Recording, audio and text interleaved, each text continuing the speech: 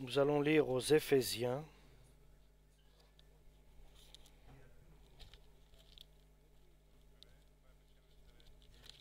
chapitre 3, donc au chapitre 2, aux Éphésiens, chapitre 2, verset 19. Par conséquent, vous, les non-juifs, vous n'êtes plus des étrangers, des gens venus d'ailleurs, mais vous êtes maintenant concitoyens des membres du peuple de Dieu.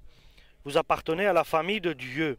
Vous êtes intégrés dans la construction dont la fondation sont les apôtres et les prophètes, et la pierre d'angle, Jésus-Christ lui-même. C'est lui qui assure la solidité de toute la construction et l'a fait s'élever pour former un temple saint consacré au Seigneur. Dans l'union avec lui, vous faites partie, vous aussi, de la construction pour devenir avec tous les autres, la maison que Dieu habite par son esprit. C'est pourquoi, moi, Paul, j'adresse ma prière à Dieu. Je suis prisonnier au service de Jésus-Christ. Pour vous, les non-juifs, vous avez certainement entendu parler de la mission dont Dieu, dans sa bonté, m'a chargé en votre faveur. Dieu m'a accordé une révélation pour me faire connaître son plan secret. J'ai écrit plus haut quelques mots à ce sujet. Et en les lisant, vous pouvez comprendre à quel point je connais le secret qui concerne le Christ. Dans les temps passés, ce secret n'a pas été communiqué aux humains, mais Dieu l'a révélé maintenant par son esprit à ses saints, apôtres et prophètes. Voici ce secret. Par le moyen de la bonne nouvelle, les non-juifs sont destinés à recevoir avec les juifs les biens que Dieu réserve à son peuple. Ils sont membres du même corps et bénéficient eux aussi de la promesse que Dieu a faite en Jésus-Christ. Je suis devenu serviteur de la bonne nouvelle grâce à un don que Dieu, dans sa bonté, m'a accordé en agissant avec puissance. Je suis le moindre de tous, les croyants. Pourtant, Dieu m'a accordé cette faveur d'annoncer aux non-juifs la richesse infinie du Christ. Je dois mettre en lumière, pour tous les humains, la façon dont Dieu réalise son plan secret. Lui qui est le créateur de toutes choses, il a tenu caché ce plan depuis toujours, afin que maintenant, grâce à l'Église, les autorités et les puissances du monde céleste puissent connaître la sagesse divine sous tous ses aspects. Tout cela est conforme au projet éternel de Dieu qu'il a réalisé par Jésus-Christ notre Seigneur. Dans l'union avec le Christ et par notre foi en lui, nous avons la liberté de nous présenter devant Dieu avec une pleine confiance. Par conséquent, je vous le demande, ne vous laissez pas décourager par les souffrances que j'éprouve pour vous. Elles vous assurent un avantage glorieux. C'est pourquoi je me mets à genoux devant Dieu le Père, dont dépend toute famille dans les cieux et sur la terre. Je lui demande que selon la richesse de sa gloire, il fortifie votre être intérieur par la puissance de son esprit, et que le Christ habite en vos cœurs par la foi. Je demande que vous soyez enracinés et solidement établis, dans l'amour. Amen. Nous remercions le Seigneur pour sa parole. Et Dieu donne et offre son amour, l'amour du Père en abondance, et son Église, qui est le temple de Dieu. Nous avons affaire avec le Père et Jésus-Christ. Le Père éternel est celui qui nous unit. Il nous rend une Église, il nous fait devenir une Église par Jésus-Christ. Il nous rassemble d'une manière sage et intelligente et divine. Il nous rassemble des personnes d'horizons différents. Il les rapproche, il les unit et il les fait devenir un corps. Comme notre corps, la chair, le sang, les os, le cœur, les reins, et tout cela, Dieu les rassemble et ils deviennent un corps. Ça, c'est le rassemblement de tous les saints. Et Pierre sait très bien qu'il est prisonnier de Jésus, c'est-à-dire en prison pour ceux qui ne sont pas juifs, pour ceux qui sont éloignés.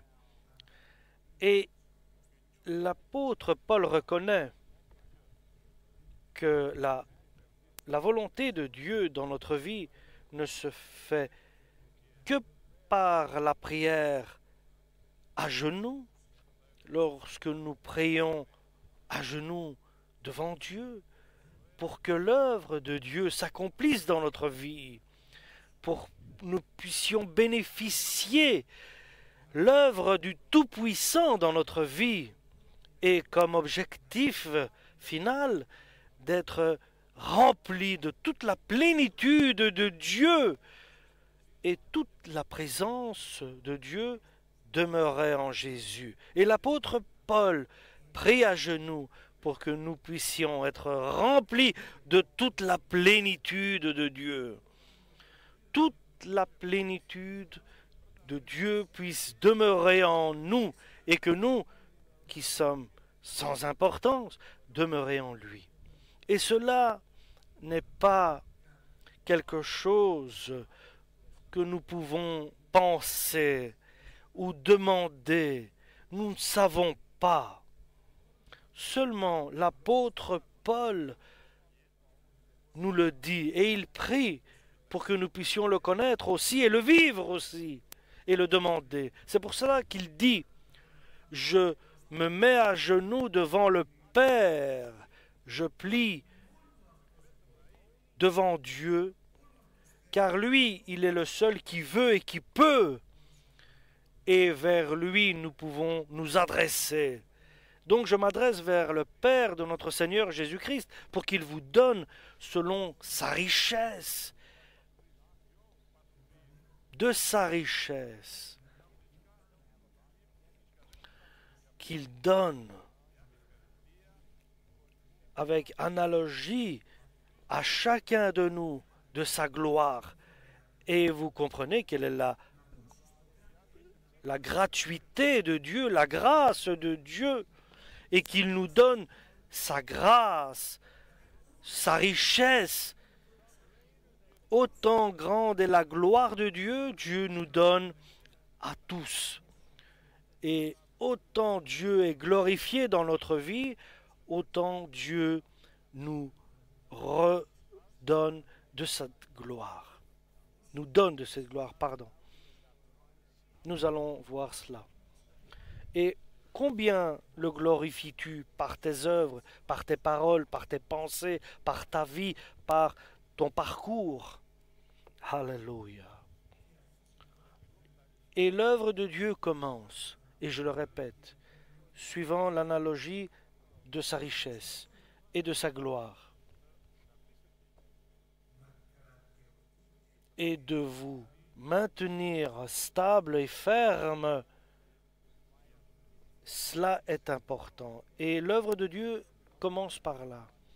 Que nous soyons encouragés, fortifiés en Christ. Et le Seigneur prend soin de nous intérieurement.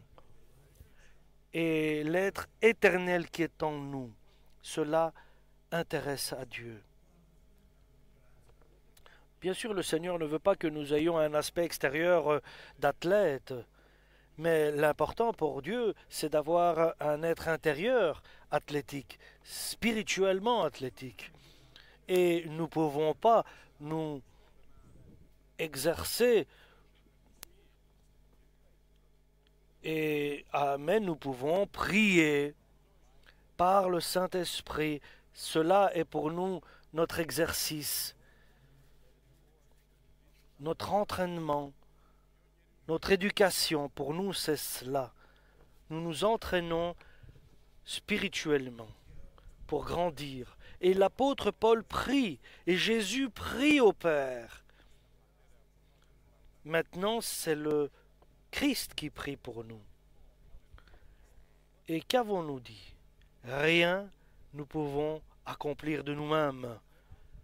Combien plus ce trajet, ce projet qui est des étapes et qui sont des étapes d'édification par le Saint-Esprit.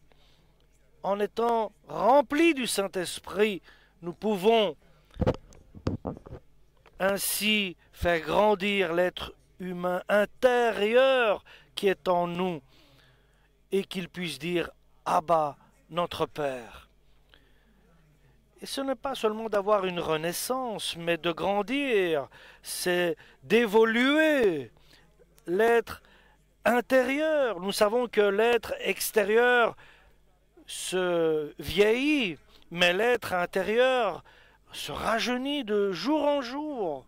Et nous allons voir ce que veut dire cela et quel est le chemin et le trajet du chrétien pour que Jésus demeure en nous, pour que nous puissions enraciner en Dieu, dans sa présence. Et que veut dire enraciner? C'est d'être profondément stable et ferme dans les fondements de Dieu. Alléluia. Avec tous les saints, de comprendre d'abord l'étendue, c'est-à-dire l'amour de Dieu, qui désire que tous les hommes soient sauvés, l'étendue de Dieu. Il n'y a rien en dehors de la surface de Dieu. Et la largeur, la longueur, alpha et oméga, il est le début et la fin de l'éternité en éternité. Seulement le chrétien qui a été appelé peut comprendre l'amour de Dieu qui nous couvre et l'éternité. Nous sommes une partie de l'éternité de Dieu. Avant la fondation du monde, il nous avait déjà connus. Oui, est-ce que tu as compris ce que Dieu fait dans ta vie? Il se révèle en toi, et la profondeur, et la hauteur, et Dieu nous a tout révélé par le Saint-Esprit, et nous connaissons les profondeurs, les secrets de Dieu. Nous savons ce que Dieu désire de notre part. Et c'est ce que Dieu désire que nous soyons intelligents. Pour que cela arrive dans ta vie, dans ma vie. Pour que cela existe. De connaître la longueur, c'est-à-dire l'étendue, les secrets de Dieu et la hauteur jusqu'au 3e ciel, nous dit l'apôtre Paul, est arrivé. Quelle est cette connaissance, cette intelligence qui ne s'arrête pas, qui commence aujourd'hui, mais qui évolue et qui grandit? Mais il y a une chose à suivre. Il faut accomplir la volonté de Dieu. Cette condition est préalable. Il faut demander à Dieu d'être enraciné en lui et d'être rempli, et de lui demander qu'il nous protège, qu'il nous enseigne, qu'il nous dirige, qu'il nous éduque, qu'il nous révèle sa parole en nous fortifiant, en nous encourageant. Alléluia. Une nouvelle dimension. La longueur, la hauteur, la largeur, la longueur, de connaître la richesse de Dieu qui a été donnée et qui veut être donnée à toi qui est sans importance, à moi qui est sans importance. Et Dieu nous révèle toute sa plénitude. Il peut nous révéler tous les secrets dont Dieu est maître. Et nous disons, Seigneur, aie pitié de nous. Aie pitié de nous, Seigneur. Aie pitié de nous. Et alors tu connaîtras l'amour de Dieu qui est derrière chaque révélation, derrière chaque sagesse, hauteur, profondeur, largeur, longueur, et de connaître son amour. Et lorsque Dieu se révèle, ce que veut dire l'amour de Dieu, tu comprendras que veut dire l'amour de Dieu.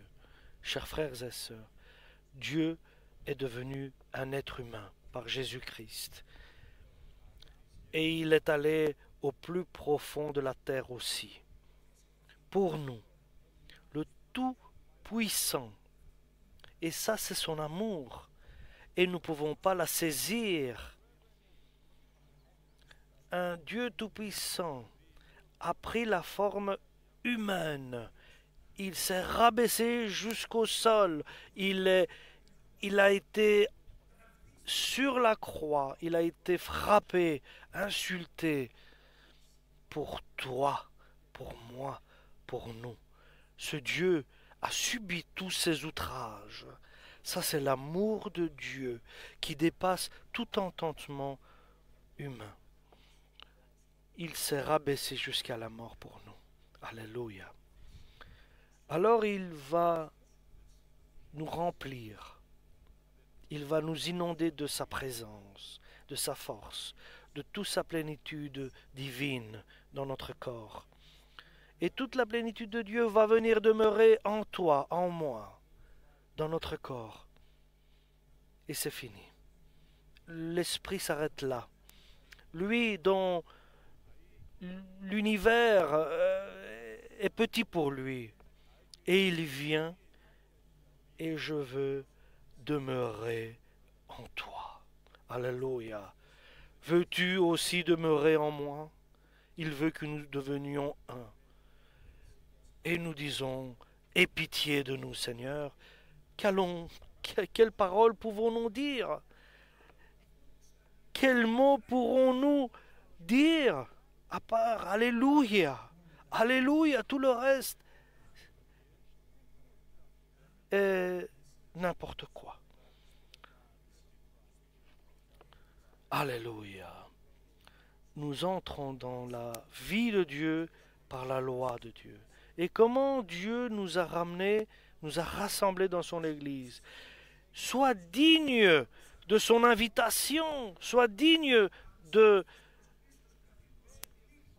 selon que nous avons été invités, sois humble,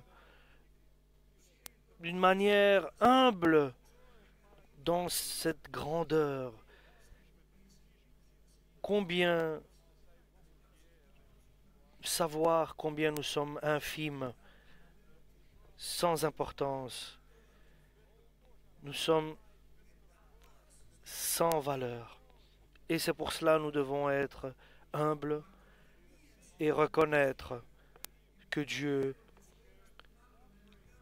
nous a appelés et nous supportons les uns les autres. Et ça, c'est l'Église de Jésus. Ça, ce sont les membres de l'Église. Alléluia. Et de quoi dépend l'Église est composée? L'Église est composée de personnes différentes, mais unies dans un même corps. Alléluia. Et de quoi est composée l'Église de Jésus? De personnes insignifiantes, sans importance, mais ils ont conscience de leur insignifiance. Et la parole nous dit que aucune personne n'est digne de parole. Et nous devons être ainsi, reconnaître notre faiblesses. Et quelle est l'Église de Jésus? C'est un corps, un esprit, le corps de Jésus, l'Esprit Saint, une espérance pour l'enlèvement de l'Église, un Seigneur, notre Christ, une foi en l'évangile de Jésus, un baptême, c'est la circoncision de Jésus, notre baptême à l'eau, un Dieu, un Père, et les 7 caractéristiques de l'Église, alléluia, ils ne sont pas 8 et ils ne deviendront pas 6, un corps, un esprit, une espérance, un Seigneur, une foi, un baptême, un Père. Alléluia! Gloire à Dieu! Et c'est ce que nous sommes. C'est ce que nous sommes. Alléluia. Qu'allons-nous rajouter? Ajouter? Est-ce que moi je suis meilleur que toi? Ou bien plus grand ou plus beau que toi? Ou plus important que toi? Qu'allons-nous dire vis-à-vis de notre prochain? Nous sommes moins que rien. Et Dieu nous a rachetés, nous a appelés. Et nous sommes entrés comme des bidons vides. Et il nous a transformés. Et n'oublions pas que nous sommes sans valeur. Et si nous nous mettons en valeur ou nous sommes prétentieux, attention, le danger guette. Et cela ne suffit pas. Et à chacun de nous a été donné par Dieu et Jésus-Christ la grâce selon la mesure de sa volonté. Et nous voyons, l'analogie est aussi là, selon l'analogie de la grâce de Dieu.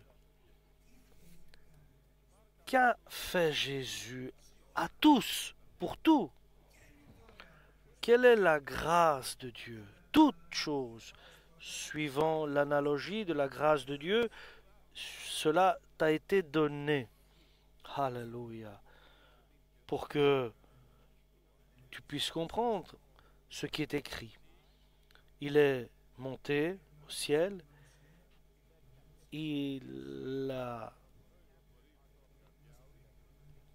nous a rachetés du diable, et il a détruit les œuvres du diable, et il nous a rachetés, et il nous a donné des dons.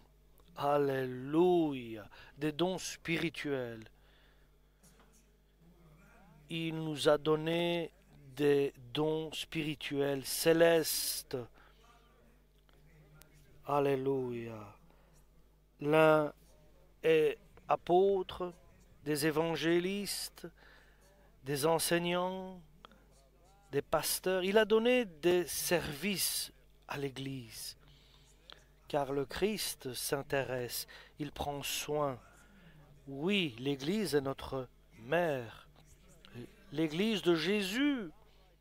Et Jésus a donné des services et des dons, selon qu'il nous a libérés de cette prison où nous étions. Il est celui qui nous a rachetés. Et tout est unique dans l'Église de Jésus. Il est notre Rédempteur. Alléluia. Tout est unique dans l'Église de Jésus. Et pour son Église, Dieu a donné des services. Et de pouvoir nous édifier. Et d'être éduqués par Jésus.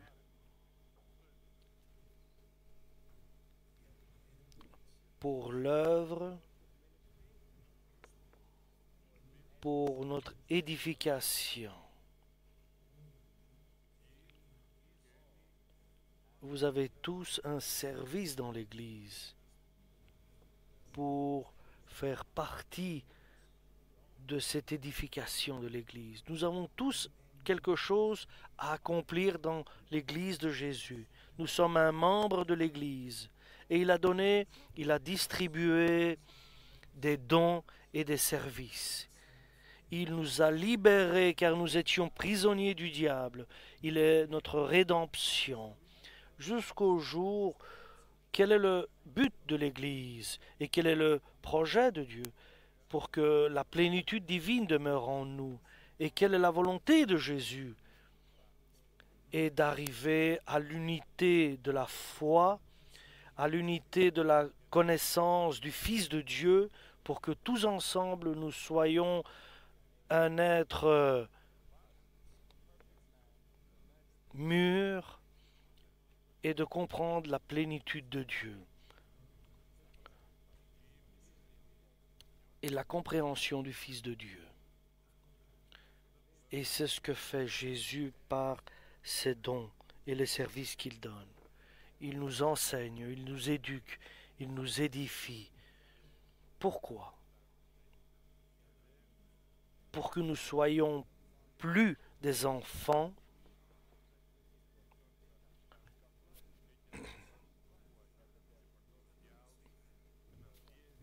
car le diable essaye de nous retirer de la grâce de Dieu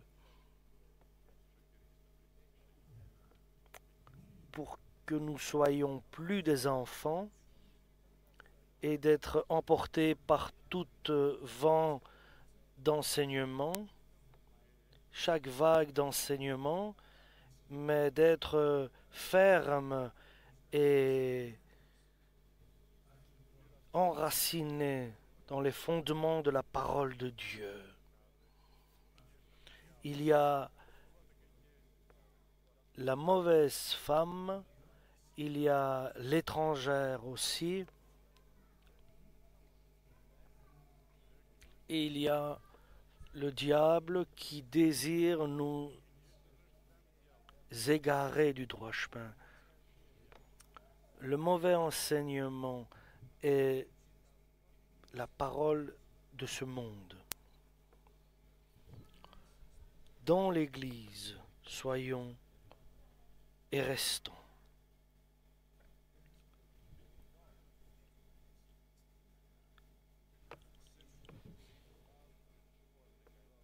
En étant vrais, réalistes, évoluons dans la présence de Dieu avec un amour. La vérité a un résultat lorsqu'elle est unie avec l'amour et l'amour a un résultat lorsqu'elle est unie avec la vérité. Et sinon, il n'y a aucun résultat. La vérité, la foi, l'amour qui agit ensemble. Donc, tous ensemble, chacun personnellement, deux choses nous a été données par le Christ à l'Église. La vérité et l'amour de Dieu. L'enseignement avec amour et l'amour avec la vérité. Alors nous pouvons grandir, évoluer en tout. Nous pouvons grandir, évoluer. Et tu as un service, c'est d'annoncer aux autres, d'évoluer, d'annoncer à ceux qui sont proches autour de toi, d'édifier par la vérité et l'amour. Que nous soyons toujours en évolution. Nous évoluons en tout dans l'Église, laquelle Jésus est la tête. Nous ne sommes pas des enfants dans l'Église, nous ne sommes pas statu quo, nous ne restons pas au même endroit, mais nous grandissons comme un arbre qui grandit, qui évolue, qui monte, qui pousse, et comme une construction qui grandit, qui monte, pas comme une tour de Babel, mais une église comme Jésus-Christ l'a préparée. Et sera une parole et une voix par le Saint-Esprit. Et le résultat, lui, Jésus-Christ, qui rassemble, qui unit tout le corps, et chaque membre du corps, selon la mesure de la grâce qui lui a été donnée, que chaque membre intervienne pour l'édification du corps, de l'édification de l'être intérieur. Donc, l'Église de Jésus est quelque chose, est vivant. Il y a la vie dans cela. Il y a une évolution. Nous n'arrivons pas à un âge et puis que ça s'arrête. Nous arrivons à un âge où nous sommes comblés de la part de Dieu. Et nous évoluons, nous grandissons, et nous allons continuer à connaître Jésus, l'amour de Jésus. Et l'amour de Jésus dépasse tout entendement, toute pensée, toute imagination. Alléluia. Donc imaginez une église qui accomplit, qui fait, qui rend les gens saints. Et Jésus viendra prendre une église sans ride, sans tache, une église qui est composée de personnes sans valeur, sans importance, mais pourtant, Dieu les a rassemblés en un corps, avec comme à la tête Jésus-Christ et la puissance du Saint-Esprit. Et selon qu'ils sont un corps, nous sommes un corps, nous avons un esprit, l'Esprit Saint, une espérance, l'enlèvement de l'Église. Nous n'espérons rien d'autre. Alléluia. Une foi, l'évangile de Jésus-Christ. Un Seigneur, Jésus-Christ, le Fils du Dieu vivant, notre Seigneur, notre Maître. Alléluia. Un baptême, une circoncision. Tous les Juifs ont fait, les Israéliens ont fait une circoncision. Mais nous avons fait le baptême qui a remplacé la circoncision des Israéliens. Et enfin, un Dieu, un Père, lequel a tout le pouvoir sur tous, sur tout. Il est le Tout-Puissant. Il est celui qui dirige et il demeure en nous par le Saint-Esprit. Et pourquoi demeure-t-il en nous? Car il agit pour que nous puissions être forts spirituellement en l'être intérieur. Et ce miracle qui est l'amour de Dieu, par la grâce de Dieu et la communion du Saint-Esprit dans ce corps qui est l'Église de Jésus-Christ. Chaque membre, selon que ce membre est uni, est attaché à l'autre par l'union, et que chaque membre, qu'il puisse, suivant la grâce qu'il a reçue de Jésus, il nous a donné des dons, et que chaque membre, selon l'analogie de la grâce qu'il a reçue de Dieu, qu'il puisse intervenir et ajouter et être un acteur dans l'édifice du corps de Jésus-Christ, pour que nous puissions nous édifier dans les fondements de Jésus. et de construire avec les autres. C'est un secret terrible. L'Église de Jésus est un secret. Et la communion du Saint-Esprit. Et vous savez, chers frères et sœurs, et maintenant nous le connaissons dans une certaine mesure, et nous prophétisons dans une certaine mesure. Mais lorsque nous serons avec Dieu, alors nous connaîtrons ce qui est parfait. Et tout ce que nous connaissons maintenant entre ce que nous connaissons plus ou moins sera fini. Nous connaîtrons les choses comme elles sont vraiment, la totalité, la plénitude des choses. Chers frères et sœurs, nous allons régner, co-régner. Nous allons régner avec Jésus pour les siècles des siècles. Ça, c'est l'œuvre que Dieu fait dans notre vie. Ça, c'est le Christ, son œuvre dans l'Église par le Saint-Esprit. Pour que nous puissions arriver à régner pour les siècles des siècles dans toutes les époques. Devant cette grandeur, devant cette gloire, que peux-tu dire, homme sans valeur, sans importance? Que dire? Dire seulement que ton nom soit glorifié, que ton nom soit glorifié. Que pouvons-nous dire? Gloire, gloire, gloire à toi.